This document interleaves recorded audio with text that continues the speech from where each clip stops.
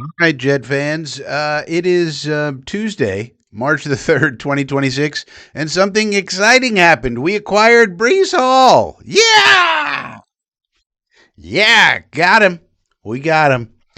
The New York Jets have placed the franchise tag upon Brees Hall, and this is a very good thing. We've retained some of the talent on our team. And I'll go through my reasoning now as to why I really like this. First of all, it's good to put this to bed for now so we can hammer out a longer term deal later, which we're trying to do according to the reporting.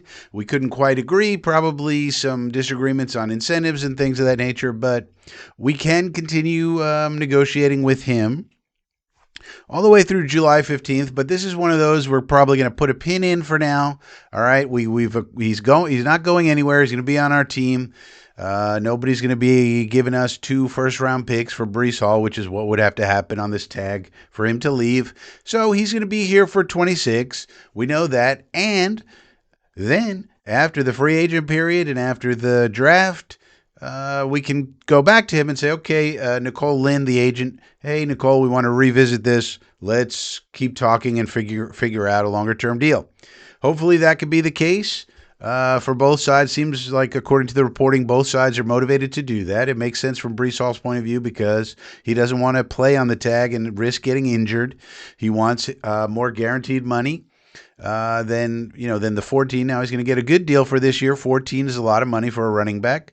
But the fact of the matter is that he could get 25 or 26 on a longer term deal, and you want that if you can get it if you're Brees. So the likelihood is that we're able to sign him to a longer term deal later, but now this puts a pin in it for now, and we can focus on our other needs such as quarterbacks, other free agents, and things of that nature.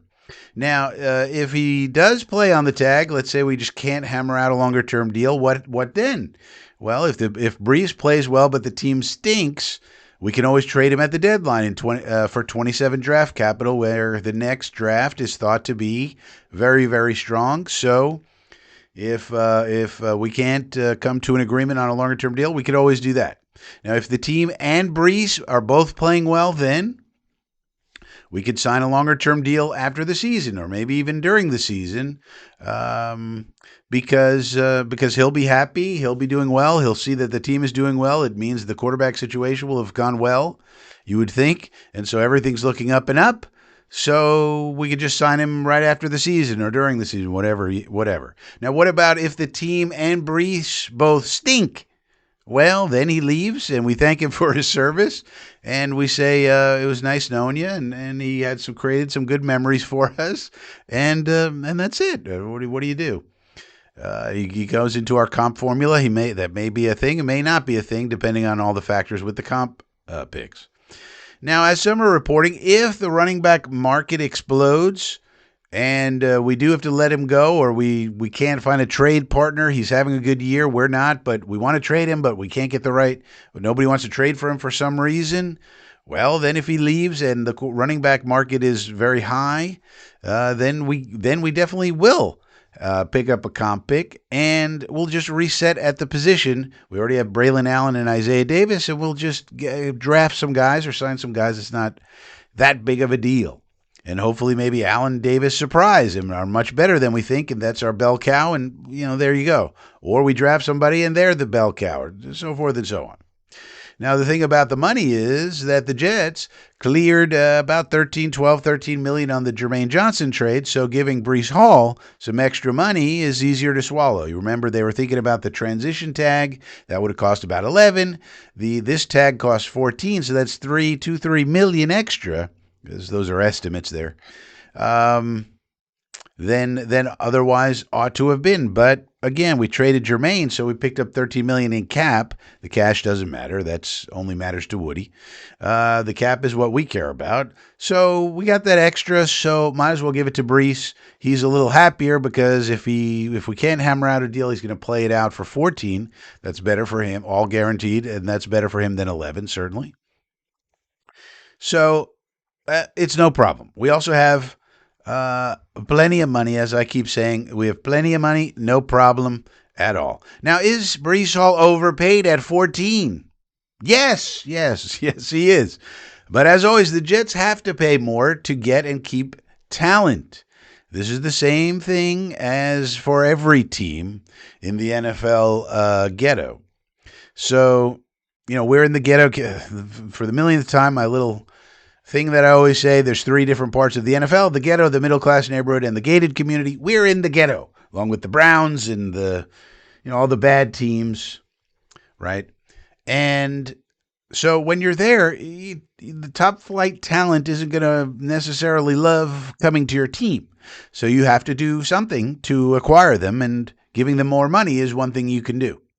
So it's not a problem. So if anybody ever says to you, you paid all this money for BREECE, that's an overpayment for a running back, you say, yeah, it's an overpayment. But we're the Jets.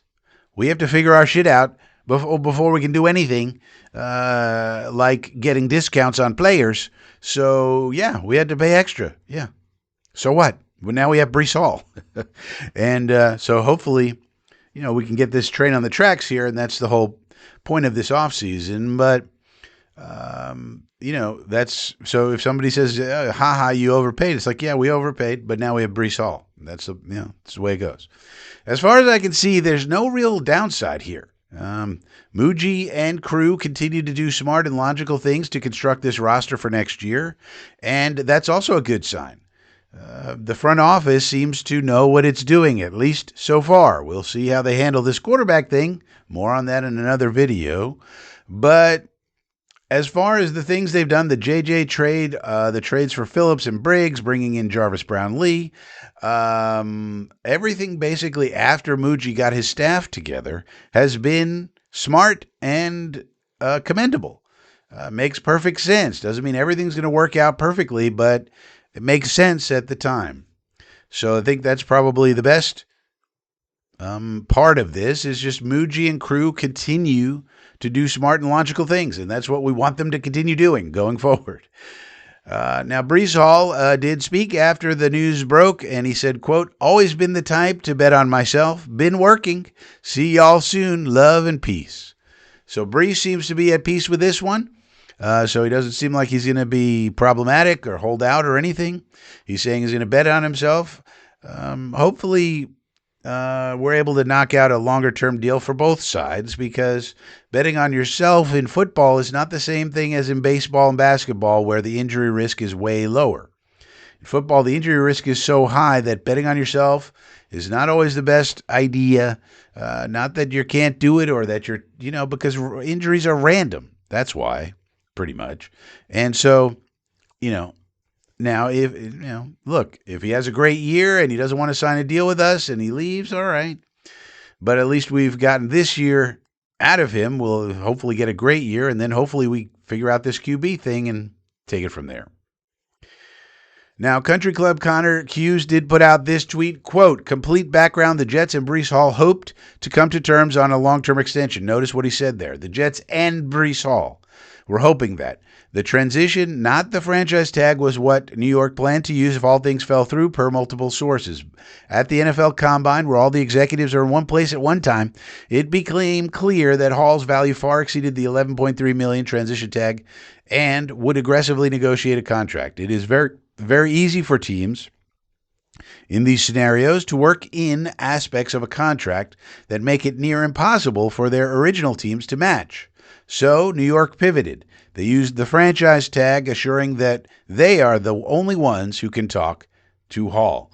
This is, end quote. This is perfectly logical. So the Jets front office is acting according to market forces. So they realized other teams might swoop in and be able to take him, and they said, no, he's valuable to us. We really want him. And this $3 million extra we got to give him. So what? We got it. No problem. Is it too much for a running back? Yeah, you can make that argument. But so what? We have the money. Who cares? It's hard to find people who want to come here. And apparently BREECE was hoping to come to terms on a long-term extension. That means he wants to be here, too. So it doesn't seem like we're, holding him back or, keeping him hostage or anything. Seems perfectly happy. I also checked out his Instagram and everything. And as far as we could tell, everything good to go.